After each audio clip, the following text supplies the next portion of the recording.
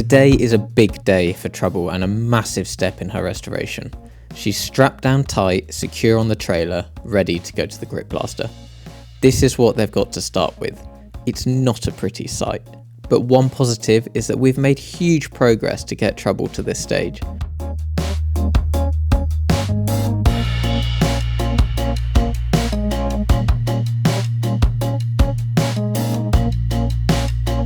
The reason I'm getting Trouble grip blasted is to strip everything away. Every layer of paint, every trace of filler, back to bare metal. Why do I want her in bare metal? In short, to see the extent of Trouble's rust. The problem isn't the rust that you can see, it's the rust and the other body damage you can't currently see. Beneath Trouble's good bodywork, there might be hidden damage and rust patched up with filler and disguised by paint. With this kind of rust, I have been told it is always best to go right back to bare metal. If you don't, you can end up wasting days repairing a panel only to find out later that the rust runs deeper than you originally thought.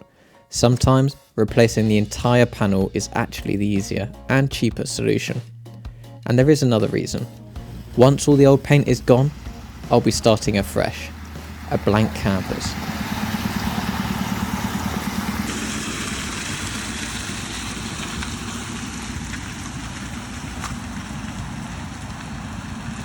We made our way to the Grip Blasters, just east of a small town called Horsham in East Sussex.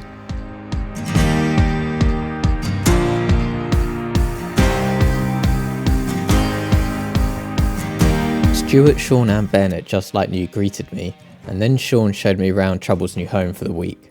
This is where the magic happens. Then we started unloading Trouble off the trailer and onto this dolly trolley, a temporary set of wheels. For grip blasting, she was going to be mounted to a rotisserie, but there was a problem. You typically mount cars, or at least Porsche 356s on a rotisserie using the bumper mount points, the same bumper mount points that were non-existent on Trouble's left-hand side. Fortunately, the doors, boot and bonnet were going to be blasted first, giving Sean some time to figure out how to mount Trouble to the rotisserie.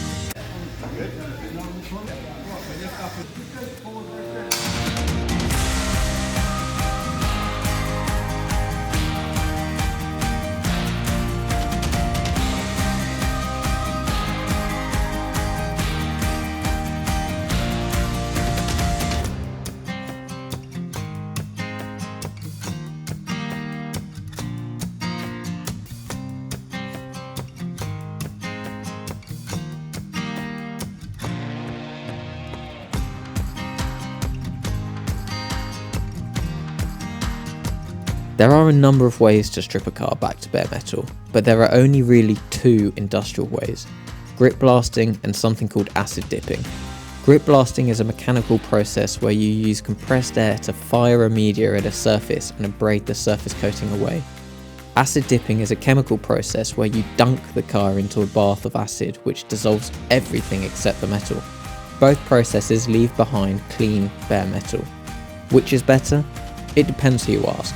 This is a topic that will forever split a room, and one I'm not going to give a definitive answer to, as they both have their pros and cons. Acid dipping is thorough. The acid gets into every nook and cranny and hard to reach spot. It sounds ideal for intricate bodywork, but it has the potential to create long-term issues if the acid isn't fully neutralised or rinsed away. If any acid is left in your car, this can cause corrosion, potentially ruining all of your hard work. Grip blasting, on the other hand, gives you far more control. Plus, there's no liquid involved, so you don't have to worry about hidden corrosion problems in cavities down the line. But the same way liquid can find its way into cavities and never come out, grit could also get into these spaces, making your car a potential sand pit. It also has the potential to warp or damage panels if the process is done incorrectly. You can decide which is better for your car. My deciding factor was what was best for my car, not what was the best method. But hey, get your opinions in the comments. Let's start some controversy. A few days later, I came back to see how progress had gone on Trouble. Wow! Yeah, you're going to say that in a minute. You're a brave boy, I'll tell you that. I hope you know a good fabricator.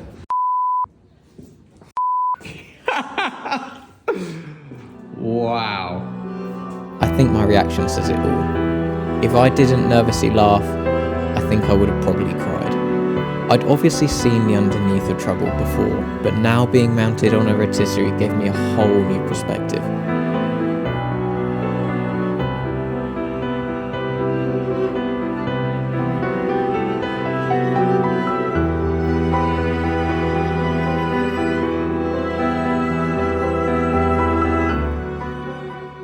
To prevent panel warp that I briefly spoke about earlier, the boys at Just Like New first went over all of Trouble's external panels with a DA sander, removing as much of the old hard paint as possible.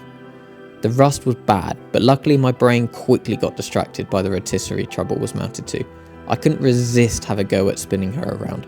Not only was it cool to single-handedly spin Trouble, but it was also cool to see her suspended upside down.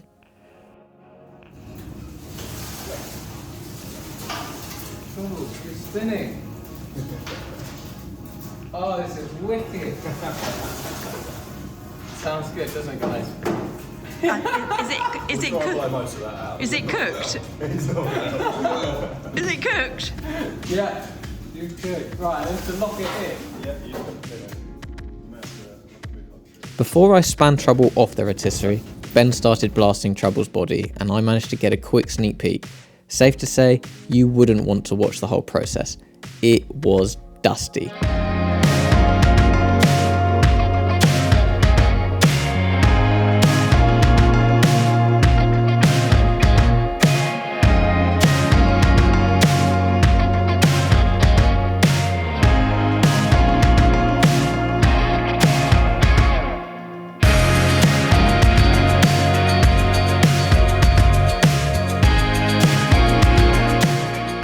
Trouble slowly disappeared into a storm of grit.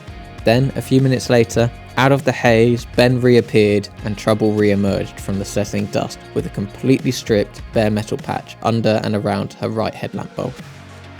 Little did I know at this point, it was a complete waste of time blasting her nose clip, as I ended up replacing her nose anyway.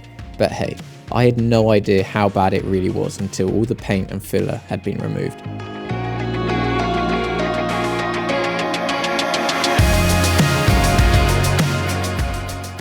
Once all the blasting had been done, she was ready to be picked up and come home. It's easier said than done to pick up a bare metal shell, especially in February and on the back of an open trailer. Luckily, as part of the grip blasting service, Trouble was covered in a phosphoric acid wash which chemically reacts with the metal to create a protective phosphate coating against corrosion. But it isn't bulletproof. It would protect a car against humid environments, but not rain. Fortunately, it was a dry day. But to ensure Trouble stayed as dry as possible on the trailer, we wrapped her up in industrial cling film as a secondary protective measure. It worked, mostly. Took a bit of a beating on the drive back. Once Trouble was safely back, I could properly assess the damage. When you look closely, pinholes started appearing everywhere.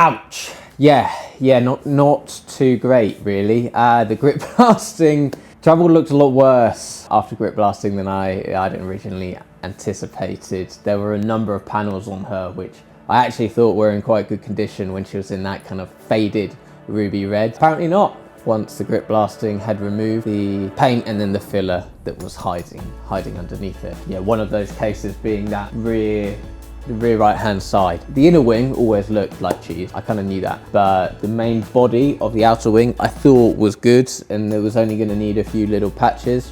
Forget that, the whole thing just just lace pancake, just like the inner wing. Yeah, I think it's a great lesson. If anyone else is doing a restoration to the extent that I'm going to on trouble, if your car is as rusty, there's just no point not getting it grip blast. The paint and any filler under the paint can be hiding a world of pain, and you just waste so much time slowly uncovering the rust. Instead, you might as well just rip all the paint off, see what you've got to start with, and then go. Unfortunately, it only gets worse in the next episode, if that's even possible, but it does only get worse in the next episode. So make sure you're subscribed so you don't miss it. I hope you've enjoyed watching this episode. If you have, please give it a like, and if you've got any comments or questions, get them in the comment section below. Thank you for watching, and I'll see you next time.